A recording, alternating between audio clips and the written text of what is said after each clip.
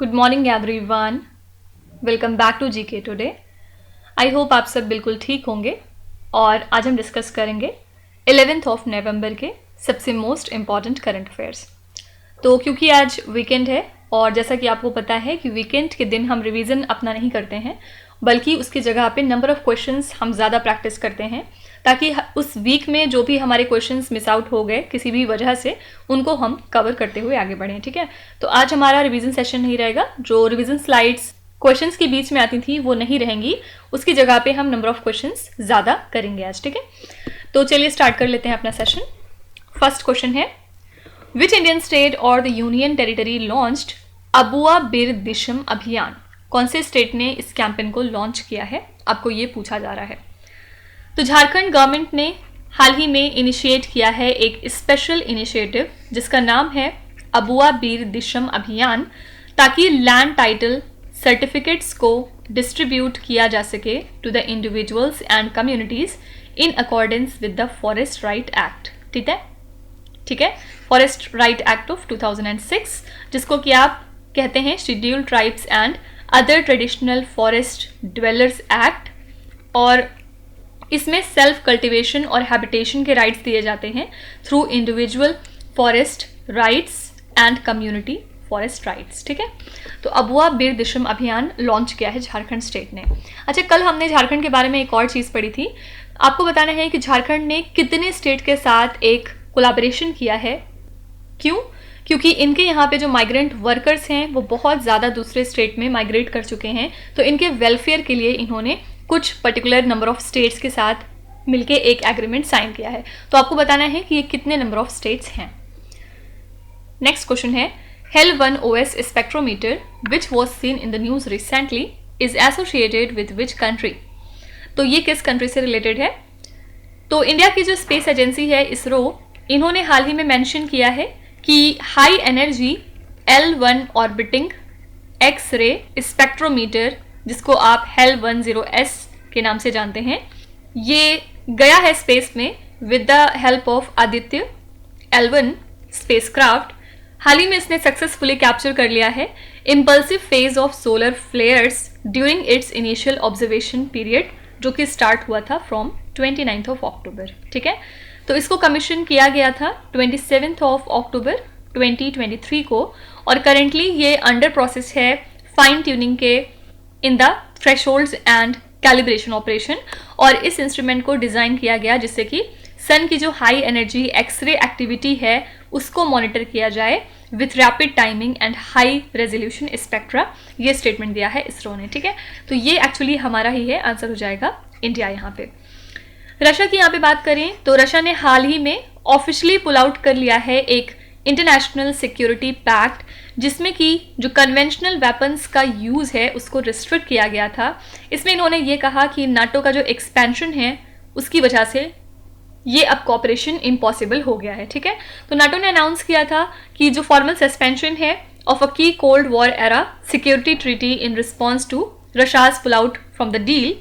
तो नाटो ने अनाउंस किया formal suspension of a key Cold War era security treaty because of Russia का जो पुल आउट है फ्रॉम द डील। और ज़्यादातर जो नाटो के 31 एलाइज हैं उन्होंने साइन किया था treaty of conventional armed forces को यूरोप में, जिसका एम था कोल्ड वॉर राइवल्स को प्रिवेंट करना from मैसिंग forces near the mutual borders. ठीक है, और इसको साइन कब किया गया था? नवंबर 1990 में। ओके, तो आपसे पूछा जा सकता है कि कौन सी कंट्री है जिसने पुल आउट कर लिया है from treaty of conventional armed forces in Europe? तो यहाँ पे आंसर हो जाएगा रशिया। ठीक है, नेक्स्ट क्वेश्चन पे चलेंगे। Which country has the highest weighting on the MSCI emerging market index? तो चाइना जो है इसका सबसे ज़्यादा वेट रहा on the globally tracked gauge the MSCI emerging market index with the value of around 30%। और इंडिया की पोजीशन रही सेकेंड, और इसी के साथ हमारा जो वेटिंग है वो 15.5% है इस इंडेक्स में, और ताइवान का है 15.11%। तो इंडिया की जो रैंक है वो क्लाइंब हुई एक्चुअली फ्रॉम 12.97%, ये वैल्यू थी जनवरी मंथ में इतनी। और अगर साउथ कोरिया की बात करें तो ये ट्रांजिट हो रहा है from the emerging market to the developed market category. India का जो वेट है वो पोटेंशियली राइज कर जाएगा टू 18.5%। ठीक है, तो कौन सी कंट्री है जिसका हाईएस्ट वेट रहा on the MSCI emerging market index? यहाँ पे आंसर है चाइना, और सेकेंड पोजिशन पे हमारी कंट्री इंडिया थी। ओके, अच्छा यहाँ पे एक स्पेस रिलेटेड करंट अफेयर्स भी रह गया है। नासा का जो क्यूरियोसिटी रोवर है, हाल ही में इसने कंप्लीट कर लिए हैं 4000 Martian days on the Mars planet. कब? 7 नवंबर 2023 को। ठीक है, और ये जो रोवर है ये लैंड हुआ था मार्स के गैले क्रेटर में। कब? On 5 August 2012। तो इसका मिशन क्या है? To study whether ancient Mars had the conditions to support microbial life, मतलब जो मार्स का एटमॉस्फेयर है क्या वो सपोर्ट करता है माइक्रोबियल लाइफ को या फिर नहीं। और ये जो कार साइज की रोवर है इसने अब तक ऑलमोस्ट 32 किलोमीटर्स ट्रेवल कर लिया है मार्स प्लैनेट पे, और अब तक इसने 39 सैंपल तक ड्रिल कर लिया है। ठीक है, तो इस रोवर की बात करें तो ये 10 फीट लॉन्ग है, 9 फीट वाइड है और 7 फीट टॉल है। तो आपसे पूछा जा सकता है कि नासा का जो क्यूरियोसिटी रोवर है इसको लॉन्च किया गया था किस सेलेस्टियल बॉडी को स्टडी करने के लिए? तो आंसर हो जाएगा मार्स। किस वजह से चर्चे में है? क्योंकि 7 नवंबर को इसने अपने 4000 मार्शियन डेज कंप्लीट कर लिए हैं। ठीक है, वापस आते हैं। Who is the first cricketer in the history to be given a timed out dismissal? इसमें से कौन से पहले क्रिकेटर हैं पूरी हिस्ट्री में क्रिकेट की जिनको कि टाइम्ड आउट डिसमिसल दिया गया है? तो ये हैं एंजेलो मैथ्यूज, ये श्रीलंका से बिलोंग करते हैं, और इनको ये दिया गया in a world cup clash against Bangladesh, और ये मैच हो रहा था अरुण जेटली स्टेडियम में इन न्यू दिल्ली। तो इसी के साथ ये पहले प्लेयर हो गए हैं जिनको ऐसा डिसमिसल फेस करना पड़ा एक इंटरनेशनल क्रिकेट की 146 ईयर हिस्ट्री में, और इनको डिक्लेयर किया गया time out after Bangladesh captain Shakib Al Hasan appealed. ठीक है, तो यहाँ पे आंसर हो जाएगा एंजेलो मैथ्यूज। क्योंकि ये चर्चे में है तो उनकी कंट्री जरूर याद रखिएगा, कौन सी कंट्री से बिलोंग करते हैं? आंसर है श्रीलंका। नेक्स्ट है, who is the first athlete to win the fashion icon award by the Council of Fashion Designers of America? इसमें से कौन से एथलीट हैं जिन्होंने फैशन आइकन अवार्ड जीत लिया है? किसके द्वारा? Council of Fashion Designers of America. तो ये है legendary tennis player Serena Williams, जो कि टेनिस से लास्ट ईयर ही रिटायर हुई हैं। ये पहली एथलीट हो गई हैं जिन्होंने जीत लिया fashion icon award by the Council of Fashion Designers of America, और इस अवार्ड को दिया गया है बाय किम करदाशियन, जो कि एक CFDA ऑनरी हैं लास्ट ईयर के, for her contributions to American fashion. ठीक है, तो पहली एथलीट कौन है जिनको फैशन आइकन अवार्ड मिला है? ये है सेरेना विलियम्स, तो इनका नाम आप जरूर याद रखिएगा। नेक्स्ट है, lampreys which are seen in the news recently belongs to which species? Lampreys किस स्पेशीज को कहते हैं आपको ये बताना है। तो यहाँ पे आंसर है फिश, ये एक फिश की स्पेशीज होती है। किस वजह से चर्चे में है? क्योंकि चाइना के जो पैलियोंटोलॉजिस्ट हैं उन्होंने एक नई डिस्कवरी करी है जिसमें इन्होंने 2 प्रीवियसली अननोन स्पेशीज ऑफ लैम्प्रेज को फाउंड आउट किया है फ्रॉम द फॉसिल्स, और ऐसा माना गया कि ये 160 मिलियन ईयर्स ओल्ड हैं। ठीक है, तो ये जो लैम्प्रेज हैं ये एक तरह की जॉलेस फिश होती हैं, और ये क्लोज टू ईल्स दिखते हैं अपीयरेंस में, और जनरली ऐसा माना जाता है कि पैरासिटिक ऑर्गेनिजम्स हैं जो कि डिस्क शेप्ड माउथ्स लिए होते हैं, शार्प टीथ होते हैं इनके, ताकि ये ब्लड को सक कर सकें। ठीक है, तो लैम्प्रेज एक तरह की स्पेशीज है फिश की। और इसके अलावा आर्कियोलॉजिस्ट ने एक और डिस्कवरी करी है जिसमें इन्होंने एक लैविशली डेकोरेटेड टोम को डिस्कवर किया है जो कि एंशिएंट इजिप्शियन रॉयल रूलर की है ड्यूरिंग द 25th डायनेस्टी। ठीक है, और ये जो रिमार्केबल फाइंडिंग है, न सिर्फ इससे एक बरियल साइट हमें मिली है बल्कि हमें एक ग्लिम्स मिलता है हिस्टोरिकल एरा का, क्योंकि ये टॉम जो है वो 500 BC के अराउंड की है और इसको अनवील किया गया है कहाँ पे? इजिप्ट कंट्री में। ठीक है, तो आपसे पूछा जा सकता है कि ये जो एंशिएंट रूलर की हमें टॉम मिली है ये कौन सी कंट्री के रूलर थे? आंसर है इजिप्ट। नेक्स्ट है, which city is the host of world travel market 2023 event? अच्छा, ये सारे जो क्वेश्चन हैं ये उतने ज़्यादा इंपॉर्टेंट नहीं होते हैं, तो मैं बीच में पूरे वीक में इसको नहीं लेती हूँ, और बीच में हम लोग बहुत ही ज़्यादा इंपॉर्टेंट क्वेश्चंस करते हैं, लेकिन वीकेंड में एक दिन इसको भी कवर करना ज़रूरी है। अदरवाइज़ अगर आपके एग्जाम में ऐसे कोई क्वेश्चन आ गया स्पेशीज से रिलेटेड या फिर ऐसे कुछ हिस्ट्री का आर्कियोलॉजिस्ट वाले क्वेश्चन, तो फिर आप नहीं कर पाएंगे, राइट? तो इसीलिए यहाँ पे एक सेपरेट वीडियो में हम लोग वीकेंड के दिन ये सारे क्वेश्चंस इन्वॉल्व कर लेते हैं एक साथ। तो कौन सी सिटी होस्ट है वर्ल्ड ट्रेवल मार्केट 2023 के इवेंट के लिए? यहाँ पे ministry of tourism actively participate कर रही है in the world travel market 2023 जो कि लंदन में हो रहा है। और प्राइमरी ऑब्जेक्टिव क्या है इस पार्टिसिपेशन का, हमारी जो डाइवर्स रेंज है टूरिज्म प्रोडक्ट्स की उनको शोकेस किया जाए, साथ ही जो सीरीज है ट्रांसफॉर्मेटिव एक्सपीरियंसेस की उनको भी दिखाया जाए for the travellers to India. तो इस इनिशिएटिव को प्रेजेंट किया गया एक थीम के अंडर में जिसका नाम है incredible India visit India year 2023। ठीक है, ये थीम रखी गई, याद रखिएगा। इसके लिए वेन्यू कौन सी जगह है, तो आंसर है लंदन। इसके अलावा कौन सी कंट्री होस्ट है वर्ल्ड लोकल प्रोडक्शन फोरम के लिए, तो एक्चुअली एक इंडियन डेलीगेशन जिसको लीड किया है भगवंत खुबा ने, ये हमारे यूनियन मिनिस्टर ऑफ स्टेट हैं फॉर केमिकल्स एंड फर्टिलाइजर्स। इन्होंने हिस्सा लिया second World Local Production forum में जो कि हो रहा है द नीदरलैंड्स में। ठीक है, इसको स्टैब्लिश किया गया था under the auspices of World Health Organization. Objective क्या रखा गया था, जो एक्सेस टू मेडिसिन है और वेरियस अदर हेल्थ टेक्नोलॉजीज हैं उनको और ज़्यादा एक्सपैंड करना। ठीक है, तो कौन सी कंट्री होस्ट रही second World Local Production Forum के लिए, आंसर हो जाएगा द नीदरलैंड्स।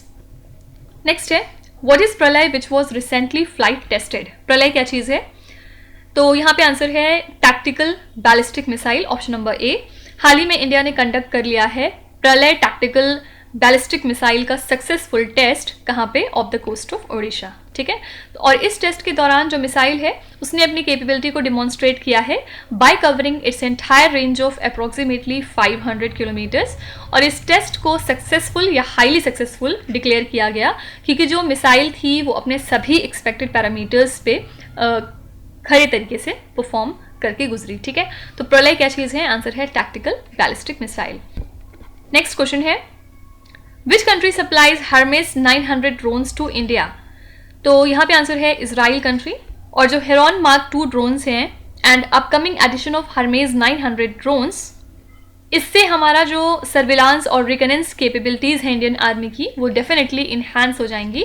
और इंडियन आर्मी ने हाल ही में इंडक्ट कर लिया है हेरॉन मार्क 2 ड्रोन्स को फ्रॉम इजराइल, जो कि इक्विप्ड होती हैं with strike capabilities in the northern sector. और इसका जो ओल्डर वर्जन है वो ऑलरेडी डिप्लॉय है बहुत सारी जगह पे। ठीक है, तो कौन सी कंट्री है जिसने जो कि हमें ये जो पर्टिकुलर ड्रोन्स इनको सप्लाई करती है, तो आंसर है यहाँ पे इजराइल। नेक्स्ट है what is the name of the aerial exercise conducted by the Indian Air Force across the north eastern state. उस एरियल एक्सरसाइज का नाम क्या है जो कि इंडियन एयरफोर्स कंडक्ट करता है, कहाँ पे, हमारे नॉर्थ ईस्टर्न स्टेट्स के अक्रॉस।